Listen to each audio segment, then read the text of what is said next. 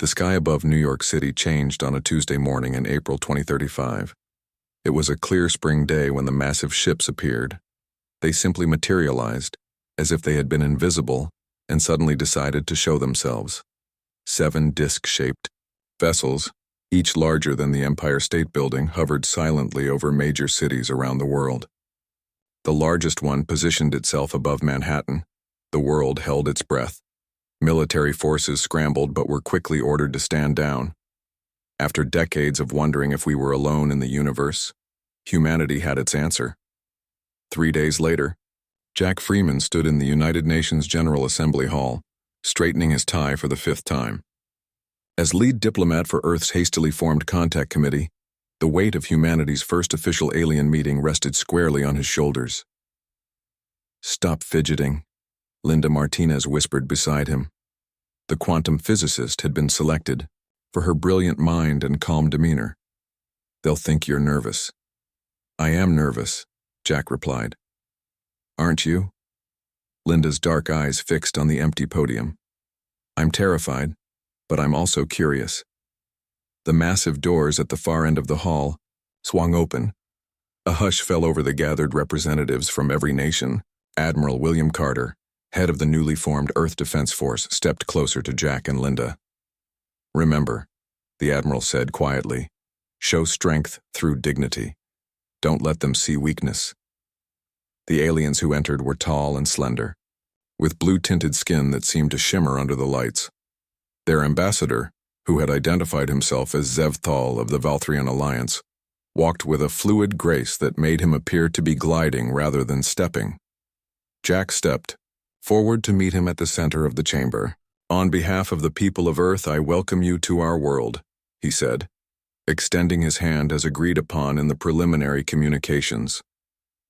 Zevthal looked at Jack's outstretched hand with what could only be described as amusement.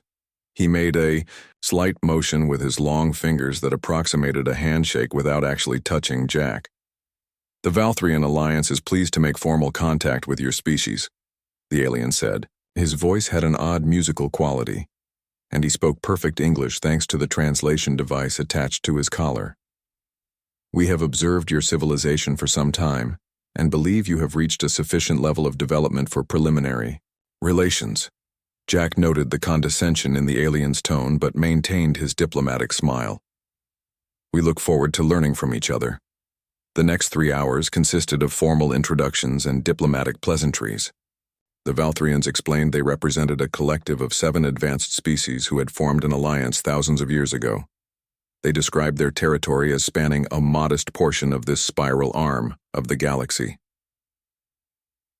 When the initial formalities concluded, Zevthal suggested a demonstration of technologies to establish a baseline for future exchanges.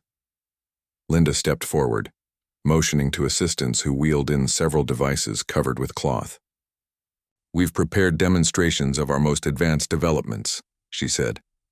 With a flourish, she unveiled the first item, a quantum computer that could perform calculations traditional supercomputers would take centuries to complete. "This processor uses quantum entanglement to," Linda began. A strange sound interrupted her. It took Jack a moment to realize it was laughter. Zevthal and his delegation were making soft, trilling noises that their translation devices identified as amusement. "Forgive us," Zevthal said, not sounding sorry at all. "It's just that this technology is reminiscent of educational devices, our young use before their first decade." Linda's cheeks flushed, but she maintained her composure and moved to the next item, a prototype fusion reactor that promised unlimited clean energy. "This reactor sustains a fusion reaction using magnetic," again the trilling laughter. One of the Valthrian scientists leaned over to whisper something to Zevthal, who then addressed the humans. "Your approach to energy is quite inventive, considering your limitations. We abandoned fusion over a millennium ago for more efficient methods." Jack felt his jaw tighten. He glanced at Admiral Carter, whose face had turned to stone. The pattern continued with each demonstration. The Valthrians found Earth's most cutting-edge technology amusing at best, primitive at worst. They compared Earth's advanced AI systems, to talking toys and described the latest nanotechnology as quaint. When the Earth delegation finished their presentations, Zevthal stepped forward. "Now a small demonstration of Valthrian technology," he said. He removed a small silver sphere from his pocket and placed it on the floor. With a gesture from his hand, the sphere expanded and unfolded into a floating platform. Another motion, and a three-dimensional display appeared above it, showing a perfect interactive model of the entire solar system, down to the smallest detected asteroids. "A simple educational tool," Zevthal said with a dismissive wave. "And this," he produced, what looked like a thin glass card, "is a standard medical device." He handed it to Linda, who examined it carefully. "Pass it over any biological entity, and it provides complete cellular analysis and can perform basic repairs," he explained. Linda's scientific curiosity overcame her bruised pride. "How does it work?" "I'm afraid the principles would be challenging for your current understanding," Zevthal replied. "Perhaps in a few hundred years." Jack noticed something odd during the demonstrations. Despite their advanced technology, the Valthrians interacted with their devices in ways that seemed unnecessarily physical. For a civilization that could create such wonders, they still needed to touch and manipulate their tools directly. Later that evening, Jack, Linda, and Admiral Carter met in a secure room at the Plaza Hotel. "They're arrogant," Carter said bluntly. "And dangerous." Linda nodded, looking troubled. "Their technology is generations beyond ours, but I noticed something when I scanned their ship with our equipment." She pulled up readings on her tablet. "These energy signatures don't make sense. It's as if their technology operates on principles that contradict some of our basic understanding of physics." Jack thought about the strange way the aliens had interacted with their devices. It's like they developed along a completely different path than we did. "Different doesn't mean better in all ways," Linda said thoughtfully. "Just different." "They've offered us limited cooperation," Jack said, "but they're clearly not interested in sharing any meaningful technology." Admiral Carter looked grim. "The question is, why are they really here? A species doesn't travel across the stars just to mock our technology and offer limited cooperation." Jack stared out the window at the massive ship still hovering over the city.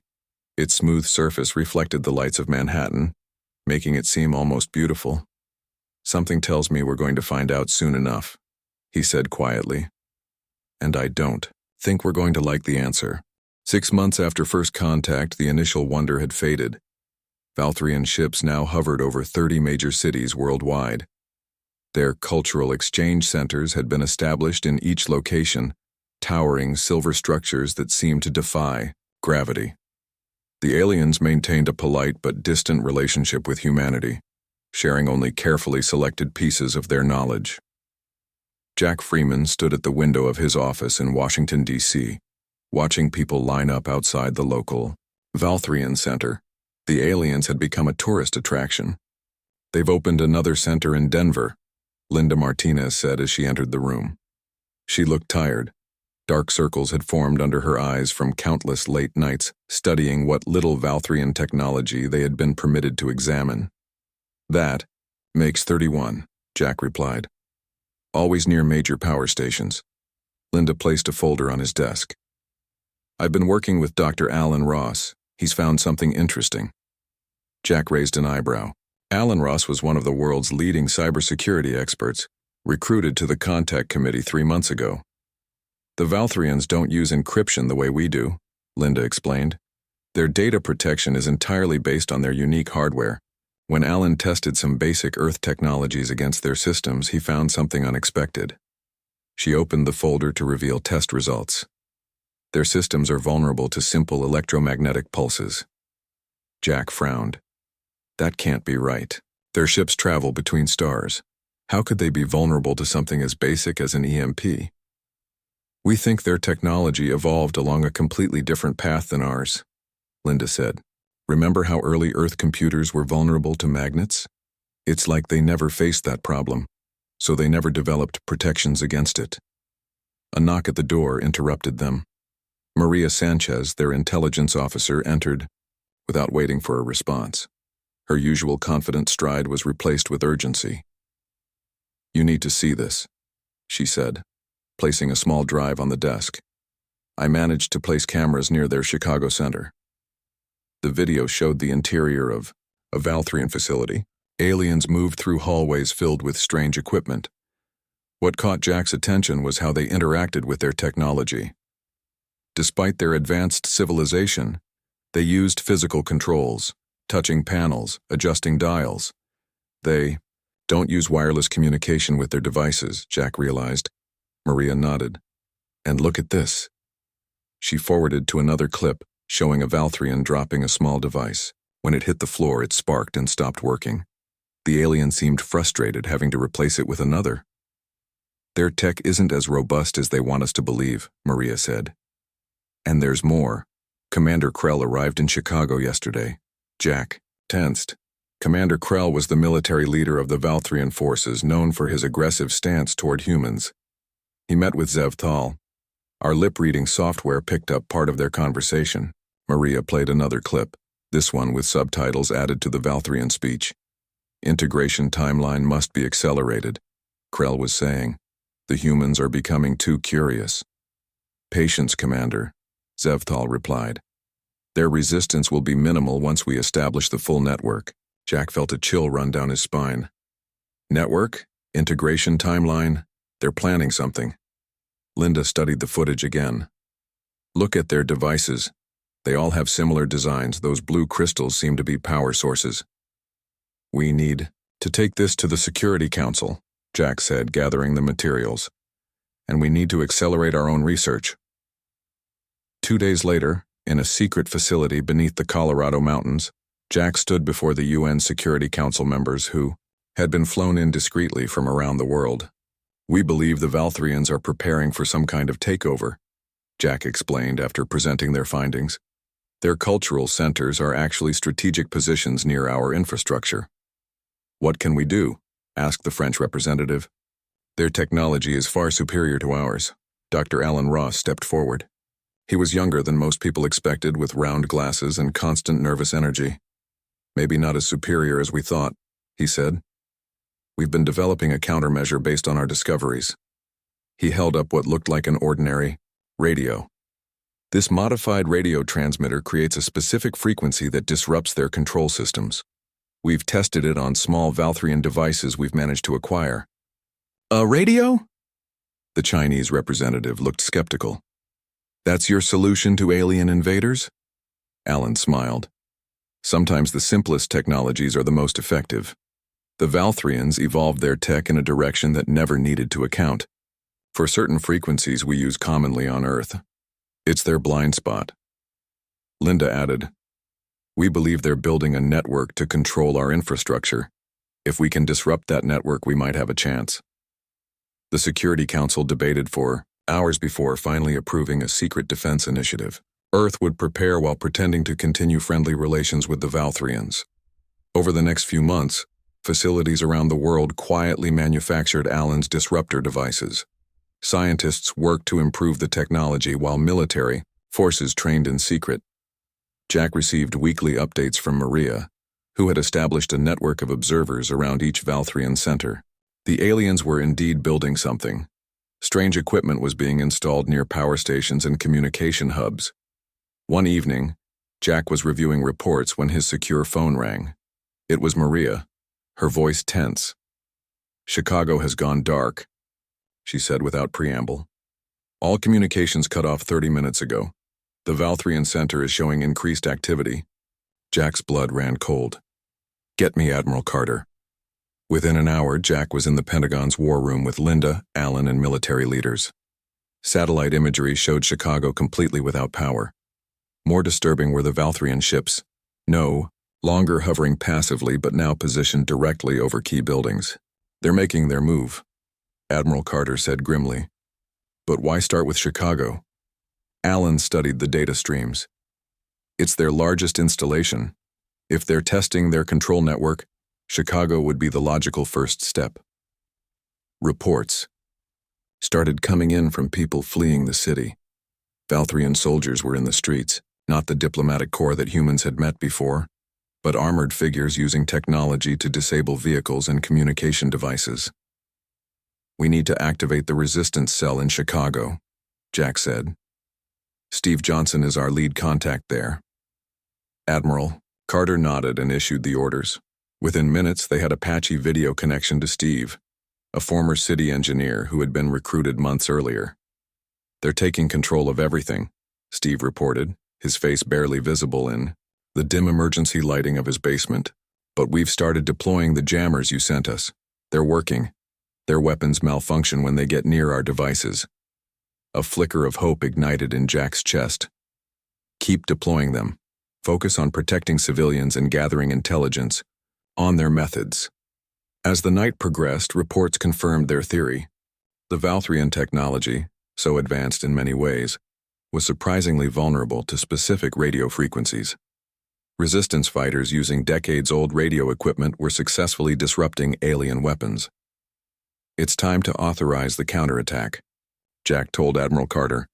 "We need to show them we're not as helpless as they thought."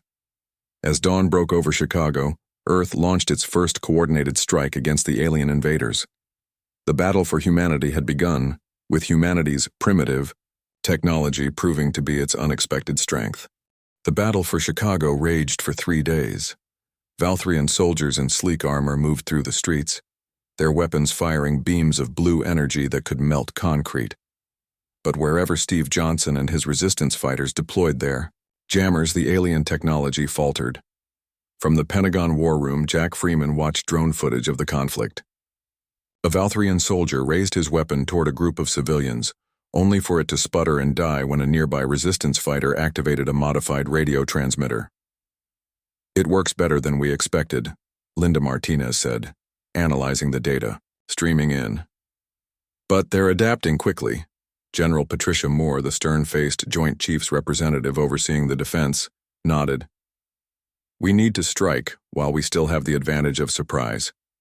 Admiral Carter brought up a global map showing Valthrian positions. "We have resistance cells in place near every alien center.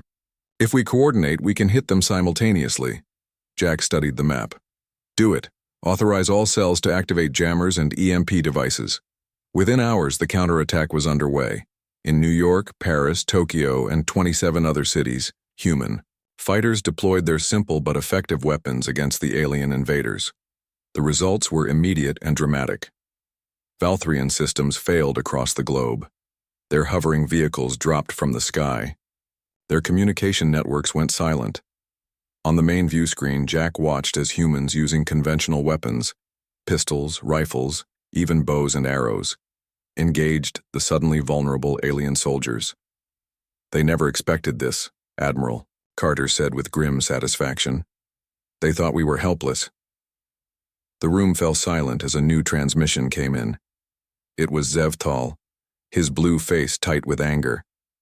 "This primitive resistance is futile," the Valthrian ambassador said. "You have merely delayed the inevitable. Commander Krell is now authorized to use full military measures against your species." The transmission cut off. Moments later, alarms blared as sensors detected massive energy buildups in the Valthrian ships. "They're charging weapons," an officer shouted. Jack turned to Linda. "Can we jam their ships too?" She shook her head. "The ships operate on different frequencies. We need more time to analyze them." On screens around the room, they watched in horror as the Valthrian vessel above Chicago fired a brilliant beam of energy directly into the center of the city. Buildings crumbled. A shockwave spread outward, knocking out power for miles. "Casualties?" General Moore demanded. "Unknown," came the response. "Communications in the target zone are completely down." Jack's secure phone rang. It was Steve Johnson, his voice barely audible through static. "They hit us hard," Steve reported. "Downtown is gone, but we've found something important. Their ground troops are retreating to the ship, and they're leaving equipment behind. Salvage whatever you can," Jack ordered. "We need to understand their technology better." The situation repeated across the globe. Where humans fought back effectively, the Valthrians responded with overwhelming force from their ships, then withdrew ground forces. By nightfall, 7 Major cities had been partially destroyed, but the alien takeover had been halted. In a secure bunker beneath the Rocky Mountains, Jack met with Earth's defense leaders. Steve Johnson had been evacuated from Chicago and brought the salvaged alien technology. Their armor is incredible, Steve explained, showing them a Valthrian helmet. Lightweight but stronger than anything we have. But the power systems, he pointed to a small blue crystal. These fail completely when exposed to certain radio waves. Linda examined the crystal under a microscope. Their entire technology is built around these energy crystals. They're some kind of quantum power source, but they're extremely sensitive to electromagnetic interference on specific frequencies, which explains why they never developed wireless technology like we did, Jack realized. It would interfere with their power sources. Alan Ross was typing furiously on his laptop. I'm mapping all the frequencies that affect their systems. We can broaden our jammers to target more of their technology. We need to strike back before they regroup, General Moore insisted. They've shown they'll destroy our cities rather than lose them. Admiral Carter nodded. But their ships remain invulnerable to our current jammers. We need a new approach. Perhaps not entirely new, Linda said thoughtfully. Steve, you mentioned they left equipment behind. Did they abandon any ships, even small ones? Steve nodded. A few scout vehicles. We have one relatively intact. If we can study their ship technology, we might find similar weaknesses, Linda explained. Their fundamental tech seems to have developed along consistent principles. Jack turned to General Moore. How soon can we get that scout ship here? 6 hours by stealth transport, she replied. Do it, Jack ordered, and prepare our forces for defense. The Valthrians will strike again, but next time we'll be better prepared. Above Earth, on the massive Valthrian mothership, Commander Krell faced Zevthal with barely contained fury. These humans are more dangerous than you claimed, Krell snarled. Our ground forces have suffered unprecedented failures. Zevthal remained calm. A temporary setback. They've discovered one weakness, but they cannot harm our ships. We will adjust our approach. I've called for reinforcements from the fleet, Krell said. When they arrive, we will simply obliterate their resistance from orbit.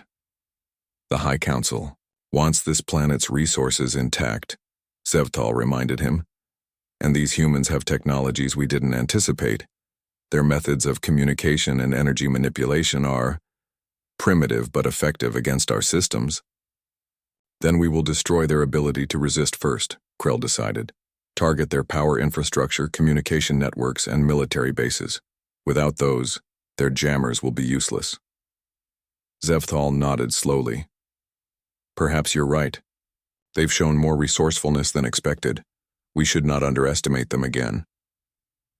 Back on Earth, Linda's team worked through the night studying the captured scout ship. By dawn, she burst into the command center where Jack was coordinating global defense efforts. We found it, she exclaimed. The ships use the same crystal technology as their handheld devices, just at a much larger scale.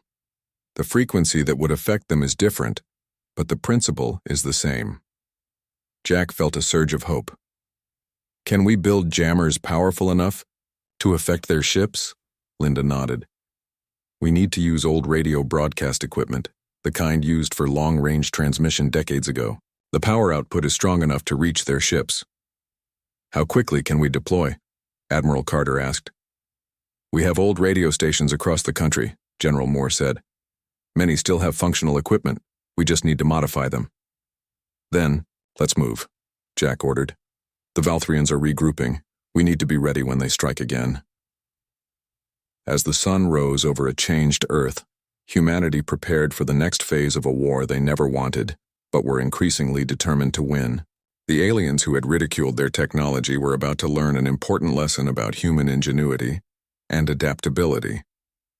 18 months after first contact, Earth looked very different. 20 major cities had fallen under Valthrian control. Millions of people had been displaced. But humanity was far from defeated. Deep in an underground facility carved into the Alps, Jack Freeman studied a global map showing both Valthrian strongholds and human resistance bases. Red dots marked alien-controlled territory, while blue showed areas where humans had successfully pushed back the invaders. The pattern is clear. Jack said to the assembled leaders of the global resistance. They're focusing on industrial and technological centers. Steve Johnson, now director of resistance operations, pointed to several blue dots that had recently appeared. We've retaken 4 smaller cities in the past month. Our new jammers are working. The new jammers were the creation of Grace Wilson, a brilliant engineer who had joined the resistance after losing her family in the attack on Tokyo. She had taken the principles discovered by Linda and Alan and developed portable devices that could disable Valthrian battle armor at closer range. The backpack units give our ground forces a fighting chance, Grace explained, showing the assembled group her latest design. One unit can create a dead zone about 50 meters in diameter.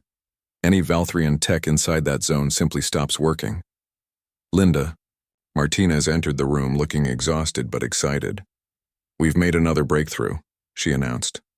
When certain earth metals are heated to specific temperatures, they emit radiation that disrupts Valthrian communications. Which metals? Jack asked. Copper primarily, Linda replied. When heated to about 600 degrees Celsius, it emits radiation at exactly the frequency that interferes with their communication crystals. Admiral Carter, who had established the Resistance's military command, immediately saw the tactical advantage. We can create zones where they can't communicate with each other or their ships. Exactly, Linda said. And we've modified Grace's jammers to include heated copper elements. Jack turned to Steve. How soon can we deploy the new technology to all resistance cells? We've set up manufacturing facilities in abandoned mines and tunnels, Steve replied. We can equip all major cells within 2 weeks. The meeting was interrupted when an aide rushed in with an urgent message. Sir, the Valthrians have launched a new offensive. They're targeting our power infrastructure globally. Jack turned to the main screen as it displayed satellite imagery of Valthrian ships firing on power plants, dams, and solar farms around the world. This is Supreme Commander Vexnar's strategy, Admiral Carter said grimly. He arrived 3 weeks ago and has been taking a more aggressive approach than Krell. Vexnar was a legendary Valthrian military leader who had conquered 4 other worlds for the Alliance. His tactics were known to be brutal but effective. He's trying to cut off our power to disable our jammers, Jack realized. We need to accelerate our plans. Over the next month, the Resistance fought desperately to preserve power sources while deploying Grace's jammers and Linda's new copper-based disruptors. It was a race against time as Vexnar systematically destroyed Earth's infrastructure. In what remained of San Francisco, Grace led a team testing a new version of the jammer that could be powered by simple hand-cranked generators. The Resistance fighters moved through the rubble-filled streets, approaching a Valthrian patrol. Ready? Grace whispered to her team. They nodded, unfolding the compact jammers. As the aliens rounded the corner, Grace activated her device. The effect was immediate. The Valthrian soldiers stumbled as their armor systems failed. Their weapons went dark. For the first time, humans could engage the invaders on equal terms. The pattern repeated across the globe. Where the Resistance deployed their new technology, they gained ground. Smaller cities were liberated one by one. The Valthrians responded by becoming more brutal, often destroying urban centers rather than allowing humans to reclaim them. In the Alps headquarters, Jack received reports of both victories and devastating losses. He gathered the leadership team to propose a bold new strategy. We can't win this war by simply reacting to their attacks, he told them. We need to take the fight to them. You mean attack their ships? Admiral Carter asked, skeptical. Even with our jammers, their orbital weapons are still functioning. Not their ships, Jack clarified. Their command structure. We have enough intelligence now to identify their leadership centers. Linda pulled up data from their analysis of Valthrian communication patterns. There are 7 primary command centers worldwide, each controlling a regional network. If we hit all 7 simultaneously, Jack proposed, we could throw their entire operation into chaos. Steve studied the locations. These are their most heavily defended positions. We'd need perfect coordination and a diversion, Grace added. Something big enough to draw their attention. Jack nodded. That's where our new long-range jammers come in. We've modified 20 old radio broadcast stations to emit disruption signals that can reach their ships. If we activate them all at once, it should create enough confusion for our strike teams to hit the command centers. The plan was set in motion. Resistance cells worldwide prepared for the coordinated attack. The modified radio stations were staffed with engineers ready to broadcast at the exact same moment. The night before the operation, Jack found Linda working late in her lab. "You should get some rest," he told her. She shook her head. "I've been analyzing the data from the captured mothership components. There's something we've been missing." She showed him scans of the larger crystal structures. "Their ship systems are even more vulnerable than we thought, but at a different frequency. If we could get a powerful enough transmitter close to their mothership..." Jack's mind raced with the possibilities. "Could we disable the entire mothership?" "Theoretically, yes," Linda said. "But we'd need to get the transmitter into orbit somehow." "We still have some rockets," Jack mused. "Not many, but enough for one mission." "A mission to what? Ram their mothership with a giant radio?" Linda asked skeptically. "Not ram it," Jack said, an idea forming. "But get close enough to affect it. We could modify one of our satellites with the transmitter technology." Linda calculated quickly. "It might work, but we'd need to control it remotely, and the Valthrians would detect it immediately. Then it becomes part of our coordinated attack," Jack decided. "While we're hitting their ground command centers, we launch against the mothership." As dawn broke, Jack presented the expanded plan to the Resistance leadership. It was dangerous, possibly suicidal, but offered a chance to strike at the heart of the Valthrian invasion. Admiral Carter assigned his best space operations officer, Susan Taylor, to lead the orbital mission. Susan had been a test pilot before the invasion and understood both rocket systems and orbital mechanics. "I can get your package into position," she told Jack after reviewing the plan. "But we'll only get one shot at this." As preparations accelerated, reports came in that Supreme Commander Vexnar had sensed the increasing resistance activity. Valthrian ships were moving to defensive positions around their command centers. "They know we're planning something," Steve reported. "But they don't know what." Jack looked at the countdown clock. 18 hours until the coordinated global attack. "Then we move earlier," he decided. "Tell all cells to be ready in 12 hours instead of 18. We need to strike before they can fully prepare." As the Resistance rushed to adjust their timeline, Jack stared at the map of Earth, now scarred by conflict. The next day would determine whether humans would continue to fight for their world, or whether the Valthrians would complete their conquest. What the aliens still didn't realize was that the technology they had once mocked would be the key to their undoing. The day of humanity's coordinated attack dawned clear and cold. In a hangar hidden deep in the Nevada desert, Susan Taylor ran final checks on the modified rocket. The payload, a powerful radio transmitter designed by Frank Miller, a former electrician with a genius for old technology, was securely mounted in what had once been a satellite.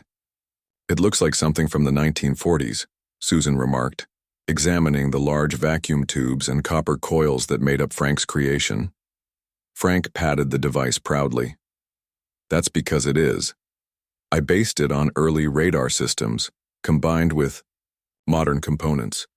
The Valthrians never encountered this technology during their development. That's why it works against them."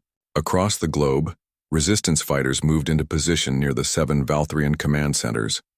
Each team carried Grace's jammers and was prepared to breach the alien facilities once the disruption began. In the Alps headquarters, Jack, Linda, and Admiral Carter monitored the operation. A large display showed the positions of all teams, the 20 radio stations prepared to broadcast disruption signals, and the Nevada launch site. "All teams report ready," Steve announced from his communication station. Jack took a deep breath. "Begin countdown. Synchronize all operations to launch time." In Nevada, Susan climbed into the rocket's small cockpit. It wasn't designed for human passengers, but they had modified it to hold her in the essential manual controls. The Valthrians would detect and try to stop any automated system, but they wouldn't expect a human pilot. "T-minus 10 minutes, came the voice over her headset. Susan ran through her mental checklist one more time. Her mission was simple but incredibly dangerous. Achieve orbit, approach the Valthrian mothership, and activate Frank's device. Then, if possible, return to Earth. T-5 minutes. At the 20 radio stations around the world, engineers prepared to broadcast on the frequencies that disrupted Valthrian technology. The stations had been chosen for their powerful transmitters and strategic locations. T-1 minute. Jack looked at Linda and Admiral Carter. Whatever happens, humanity fought back. T-30 seconds. Susan closed her eyes briefly. For Earth, she whispered. Launch. The rocket roared to life, pushing Susan back into her seat with crushing force. As it climbed into the sky, the 20 radio stations simultaneously began broadcasting. At the same moment, resistance teams activated their jammers and moved toward the Valthrian command centers. The effect was immediate and dramatic. Across the globe, Valthrian systems faltered. Their soldiers stumbled as armor failed. Their communication networks went silent. The 7 command centers, suddenly cut off from their networks, were vulnerable. In orbit, the Valthrian mothership detected the incoming rocket. Defense systems targeted it, but the disruption from Earth's radio stations was already affecting their systems. Their targeting was off, and the energy beams missed the small, fast-moving rocket. Susan adjusted her course, bringing the rocket on a path to pass close to the massive alien vessel. Approaching target, she reported, preparing to activate the transmitter. As resistance forces breached the 7 command centers on Earth, Susan brought her rocket within range of the mothership. She flipped the switch to activate Frank's device. The effect exceeded all expectations. The mothership's external lights flickered and died. Its massive engines shut down. Across its hull, access panels opened and closed randomly as systems failed. Direct hit, Susan exclaimed. The mothership is disabled. On Earth, the resistance team secured the command centers one by one.